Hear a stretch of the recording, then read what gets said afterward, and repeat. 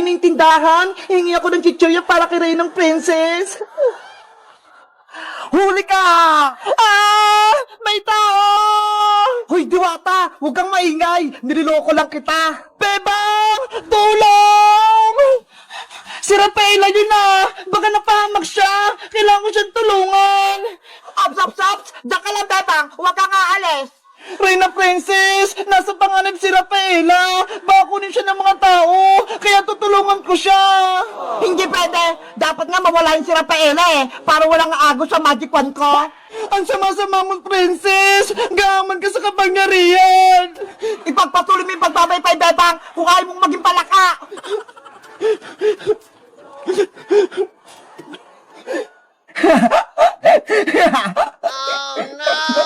Wala kang awa, Princess! Kokak! Bebang! May taong gustong kumuha sa akin! Tulungan mo ako! Nge! Hindi kita kunin, oh! Mabait ako! Tsaka, kilala mo ba si Bebang? Bakit tinawag mo yung pangalan niya? Kaibigan ko si Bebang! Isa siyang tao! Ako din! Isa akong tao! Pwede mo akong maging kaibigan, Diwata! Hindi ka ba masama? Hindi ka ba nangunguha ng Diwata? Hindi Bakit ko naman gagawin yon sa isang magandang Diwata na katulad mo? Ako pala si Rafaela Diwata mula sa karayan ng mga nuno sa punso. Ako naman si Boyong, ang pinakagwapo sa buong barangay namin. Kinagagalak kitang makilala, Boyong. Ganon din ako magandang Diwata. Boyong, pwede mo ba akong tulungan? Bakit? Anong kailangan mo, Rafaela? Kasi, nasa panganib si Bebang tsaka si Iska. Ginawa silang alipin ni Reyna Princess. Ano? Si Princess? Kalaban? Oo, may black magic siya. Si Iska, ginawa niyang palaka. At si Bebang naman, ginawa niya namang utusan. Ang sama talaga ng Prince na yan. Tara, sugutin natin! Hindi pwede, Boyong. Delikado. May kapangyarihan si Princess. Wala tayong laban sa kanya. Anong gagawin natin para matulungan sila, Bebang? Gagawa tayo ng plano. Kailangan ko mabawing magic wand kay Princess. May naisip ka na bang parang, Rafaela, para makuha yung magic wand mo? Meron akong naisip. Si Reyna Princess nagpapabili sa akin ng chichirya para may pagkain siya. Lalagyan natin ng pampatulog yung pagkain niya para makatulog siya. Tama! Maganda yan! Kaso, may problema ako, Boyong. Ano na naman yun? Wala akong pera pambili ng chichirya sa tindahan. Wala tayong magagamit. Ako nang bahala, Rafaela. May pera ako dito. Ako nang bibili ng chichirya. Talaga, Boyong? Oo, kaya wag ka nang malungkot. Salamat sa pagtulong mo. Walang anuman. Basta ikaw magandang Diwata. O siya, bibili muna ako ng chichirya. Sige, kukuha din ako ng mga halamang pang patulog para ilagay sa chichirya. Okay, magkita tayo mamaya, Rafaela. Ayos! Gusto rin ako ni Rafaela! Aling Sonia, papayag ko si Chilang madami! Bakit ang tagal ni Rafaela bumalik? Yung pagkain ko wala pa? Mabuti nga sa'yo para magutom ka. Kokak! Guys, ano kaya nangyari kay Rafaela? Sa tingin nyo, may tutulong sa kanya? Sino kaya yon? Mag-comment lang kayo!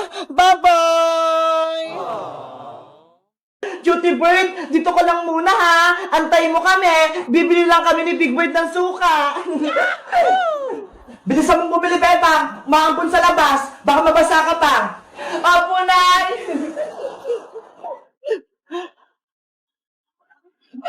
Aling Sonya, papili po ako ng suka.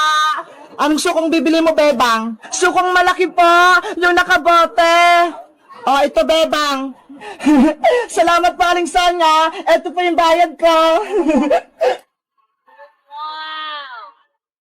Hala! Ang lakas na ng ulan!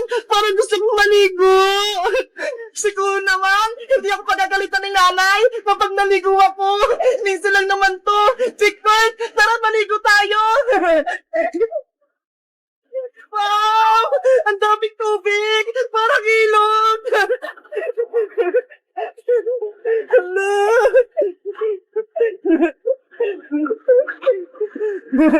Ang saya! Ang lamig ng tubig! Ngayon na lang ulit ako nakaligo ng ulan! Ang lamig-lamig! Nasaan kaya si Princess? Para may kasama akong maliko! Siguro, hindi siya pinayagan ni Aling Tere! Kawawa naman siya! Nasaan na ba si Beba? Kanina pa yung bumili ng suka ah! Ang niya? Hala! Yung suka ko!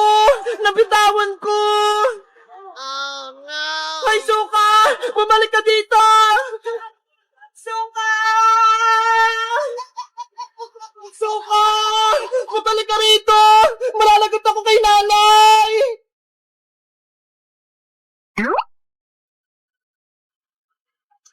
Naku! Yung suka! Nahulog sa sapa! Paano ko kaya yung mga kuha? Ang layo-layo eh! Baka mahulog pa ako! Bebang! Nasaan ka na? Nay! Nandito po ako! Anong ginagawa mo dyan? Bakit basang-basa ka? Ba't ka naligo? Kasi po, Nay, ang lakas ng ulan eh! Ang sarap maligo! Ikaw talaga? Pasaway ka? Umuwi ka na rito! Bilis! Papa! Nandyan na ako, Nay! Mayayari talaga sa akin tong batang to.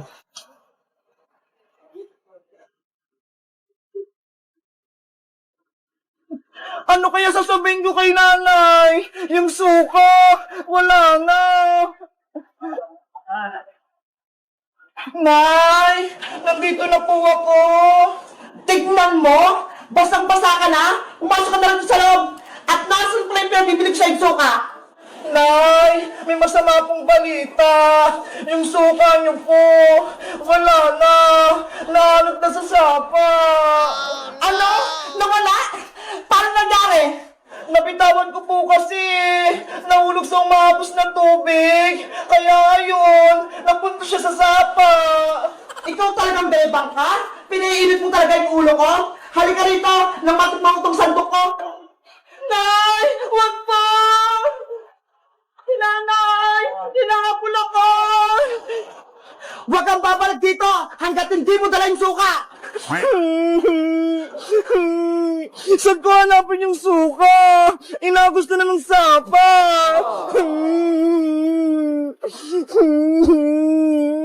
Guys, pinagalitan na ba kayo ng nanay nyo? Dahil naligo kayo sa ulan? Kasi ako, nagalit si nanay eh. Mag-comment lang kayo kung naliligo din kayo ng ulan. Bye-bye! Hello guys! Naglalaba ako ngayon sa ilog. Tignan nyo ho! Ang sayo maglaba dito. Ang linis-linis ng tubig. Ayun yung mga nilabahan namin oh. Ang dami doon. Mamaya ipapakita ko sa inyo yung mga nilabahan namin. Guys, dito yung mga naglalaba yung mga tao. Nakakatuwa kasi wala silang problema sa tubig. Tapos pag naliligo sila, dito lang. Di ba ang galing dito sa may probinsya?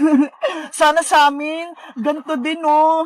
Si nanay kaya, kamusta na pala si nanay? Sana, kasama ko rito si nanay. Namimiss ko na si nanay eh. Gusto ko nang umuwi. Tingin ko, pwede na akong umuwi kasi magaling na naman ako, di ba?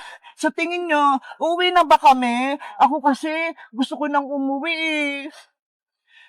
Namimiss ko na talaga si nanay. Kung kasama lang dito si nanay, matutuwa yun kasi marunong na akong maglabay eh. Ayan guys, malapit na akong matapos maglaba. Tapos, maliligo naman ako. Guys, dito malalim mo. Napalawan ko na siya. Tara, tasapay ko na. Tignan nyo, yung mga nilabahan ko, ang dami.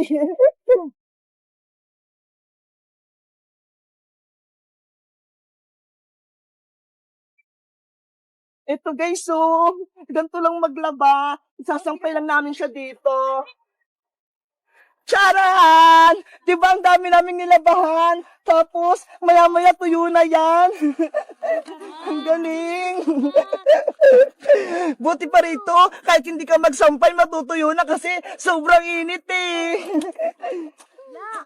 Tara na guys! Samahan niyo ako maligo doon! Kaya pahiramak niyan.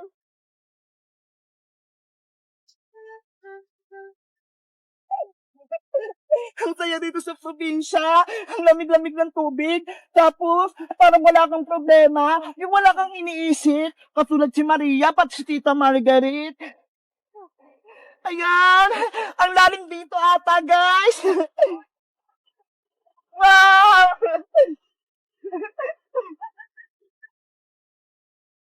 Tignan nyo, guys.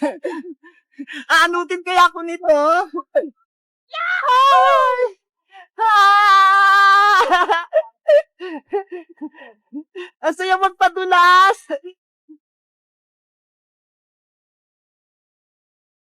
Charat! Ang lamig ng tubig. Tara guys, manood kayo. Magpapagos ako rin sa ilog.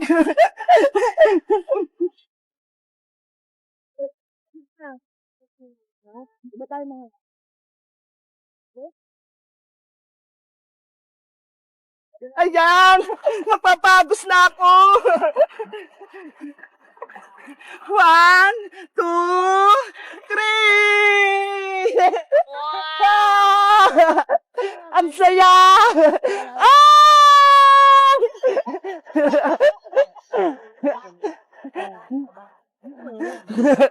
Inaanod talaga ako dun, guys! Ang lakas ng ano dito!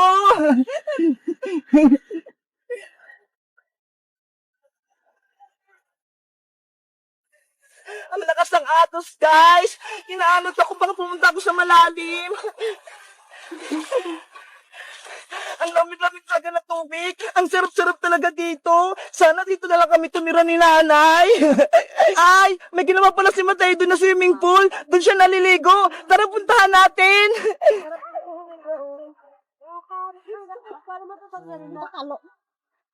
Ito, guys, oh. Swimming pool na maliit ni Mateo. Diba? Hindi ako inaanon dito. Kung gusto nyong maligo dito, meron ditong mababaw, tas sunod ulit mababaw, pero naman dong pang matatanda, yung kayang magpalangoy hanggang dun sa dulo. Ako kasi dito lang ako eh, hindi ko kaya dun eh, kasi pang mga malalaki yun eh, baka ano din ako sa dulo. Guys, dito na ako maliligo sa mababaw.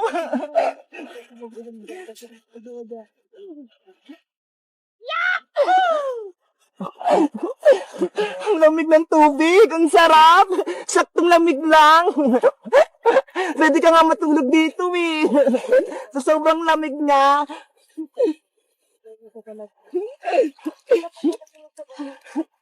Si Princess pala tsaka si Iska, hindi na dito sumama sa ilog kasi lagi silang naliligo sa ilog eh. Si Iska, nagrereklamo, ang itim na rin daw. Si Princess naman, gumaya din. May itim naman talaga si Princess.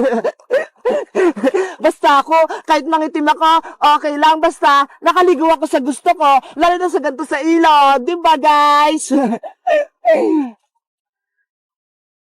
Sige na guys, maliligo na muna ako kasi malapit na kaming umuwi. Bye-bye guys, mag-comment lang kayo kung nakaligo na kayo sa ilog. Bye-bye!